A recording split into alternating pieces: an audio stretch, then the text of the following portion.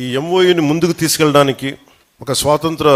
సమరయోధుడి కొడుకైన భీమన్న కండ్రేని మన తెలంగాణ కర్ణాటక బోర్డర్లో ఉండే వ్యక్తి, ఆయన బిడ్డ అయిన ఈయన ఎంతో ఇది మనకి విషయం అంటే మీ దృష్టికి ప్రత్యేకంగా తీసుకొస్తుంది. అక్కడ ఉంది ఎన్డీఏ గవర్నమెంట్ కదా, అక్కడ ఉంది కాంగ్రెస్ గవర్నమెంట్, ఆంధ్రప్రదేశ్లో ఉంది ఎన్డీఏ గవర్నమెంట్. రెండు విభిన్నమైన ప్రభుత్వాలు ఉన్నప్పటికీ కూడా పెద్ద మనసుతోటి ఇది మనందరం గమనించాల్సింది ఏంటంటే,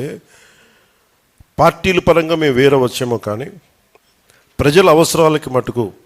irrespective parties, whether you belong to Congress or NDA or BJP, TDP or Janasena, NDA ఏవైనా కానీ ప్రజల సమస్యల దగ్గరికి వచ్చేటప్పటికి కాంగ్రెస్ పార్టీలో ఉన్నప్పటికీ ఆయన పెద్ద మనసుతో వచ్చి సహకరించకపోవడం చేయొచ్చు. కానీ ఆయన చాలా పెద్ద మనసుతోటి ఆయన కానీ సిద్ధరామయ్య గారు కానీ మనస్ఫూర్తిగా ముందుకొచ్చి ఈ ఎంఓయూని ముందుకు తీసుకెళ్ళినందుకు,